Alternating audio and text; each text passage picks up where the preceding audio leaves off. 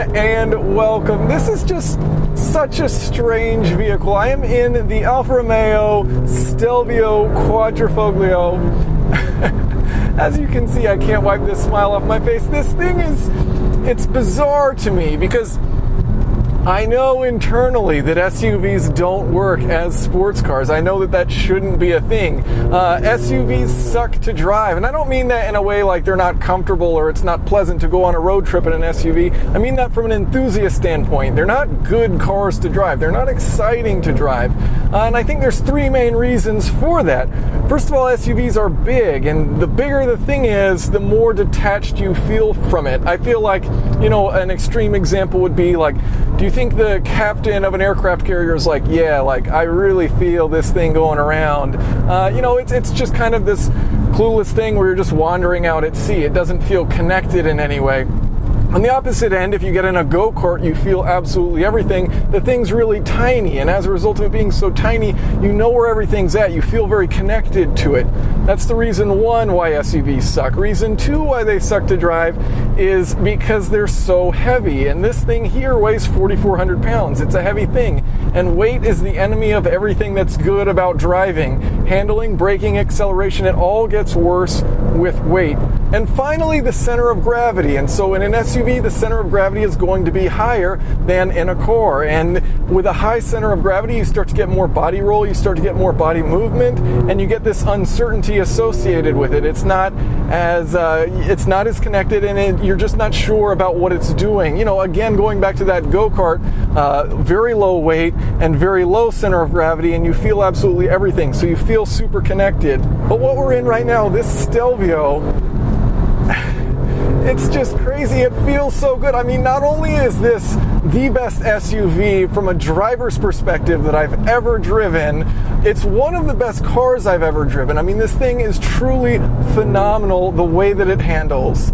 Under the hood is a 2.9-liter twin-turbo V6 engine producing 505 horsepower and 443 pound-feet of torque. It's sending that power to an 8-speed automatic transmission, ZF automatic transmission. It's fantastic. Shifting is great. If you want to put it in manual mode, these shifters are wonderful. The shift speed is insanely fast. It's just a great transmission, and that power is being sent to all four wheels. Now, this has a 50-50 weight distribution, and another really cool thing about it is that it only channels power to the front wheels if it needs it. So it can send 100% of the torque to those rear wheels, which gives it that real lively feel as you're accelerating around corners. And, it only sends that power forward if you need it to. And so from a driver's perspective, having a rear-wheel drive biased all-wheel drive vehicle that can, if you start to get crazy, it can send power to the front. That's just phenomenal from a feel perspective and from a driving perspective as far as, putting down lap times, for example, driving really fast. And this thing went around the Nürburgring in under 8 minutes. An SUV under 8 minutes around the ring, which is just astounding. It's pretty incredible what it's done. Now, I'm not going to infinitely brag about these things because I do think that there are very major flaws, but a couple more compliments to give for it. First of all, these seats are fantastic. You can adjust the bolstering here. I'm a super skinny guy, as you might have noticed, and as a result, most seats I don't actually get to sit in and have good bolstering. I have a bit of a gap, and this one you can adjust them in. Really good bolstering, so as you go around that corner, it really hugs you, keeps you in the seat. You're not moving around at all. That also helps aid in that confidence and gives you a more connected feel when your body isn't moving around and you're instead feeling what the car is doing rather than what your body is doing. On top of that, I do really like the simplicity of the interior in here. I think that's something that Alfa kind of does, is they keep things simple interior-wise. And it's not the nicest place in the world to be, but overall they've done a really good job of just keeping it simple and clean. So, looking at this dash, looking across it, it's got a nice simple layout to it. You've got the carbon woven in, which looks pretty cool, the leather up on top here. There are some plastic bits as you go around, but it looks nice, it looks clean, and it's simple, and I like that simplicity. Now, as I mentioned though, this car isn't perfect, and in fact I think it has some pretty major flaws, because I think as an SUV, it kind of sucks. Like, it's not a great SUV. It's a great driving vehicle, yes, but not a great SUV. So why isn't it a great SUV? Well, I think some people do buy SUVs for the practical purpose of them. Perhaps, a lot of the market out there just wants something that rides a little bit higher and that's it, or perhaps they feel is safer because it's bigger and heavier.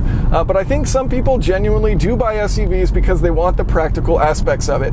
Rear legroom so you can fit your friends, plenty of cargo space in the back so that you can bring whatever, perhaps a tow rating so that you can take your toy to the lake, whatever that may be. And that's where, looking at this vehicle, it really starts to kind of fall apart. The rear legroom is pretty minimal. So myself, I'm quite cramped back there. The rear cargo space behind the rear seats isn't all that impressive. There are crossovers with significantly larger, rear cargo spaces than this.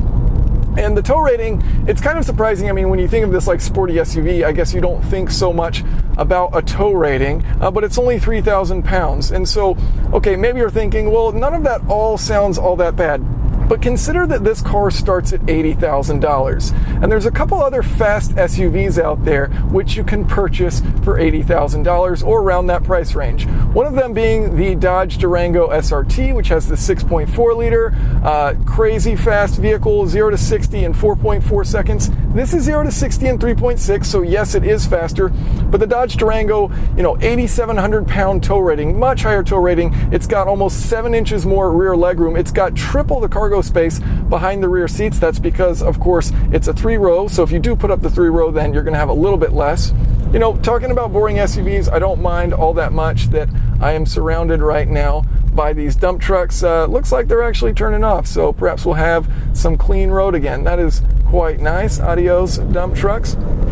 So Dodge Durango, way more practical, not as fast, won't handle anything like this.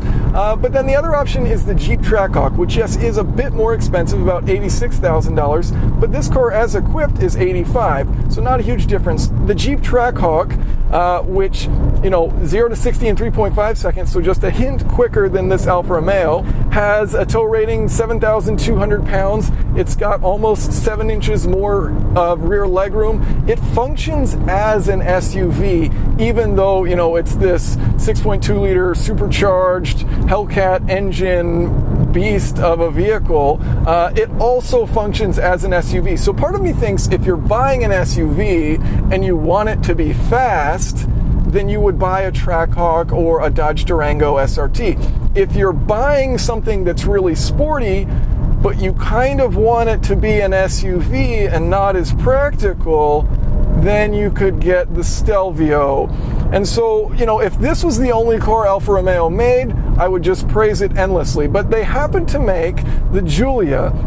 And the Giulia is one of the most fun cars I've driven. It's absolutely fantastic. It's faster around the ring, 20 seconds faster than this car. So it does that sporty feeling, that sporty amazingness that Alfa Romeo has really, really well.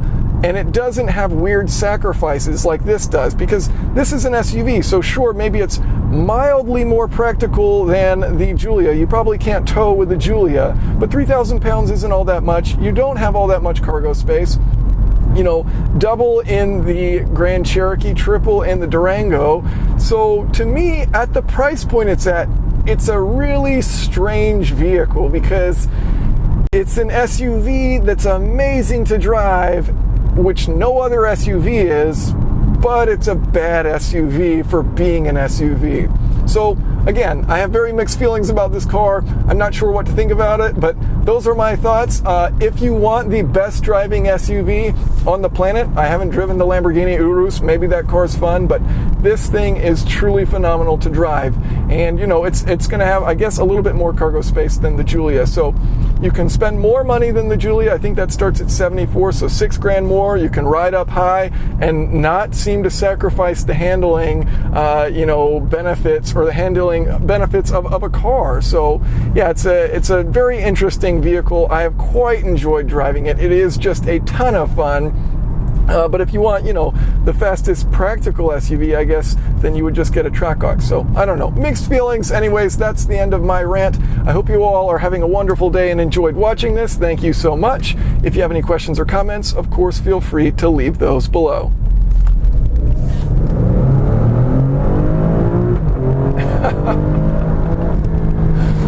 So good.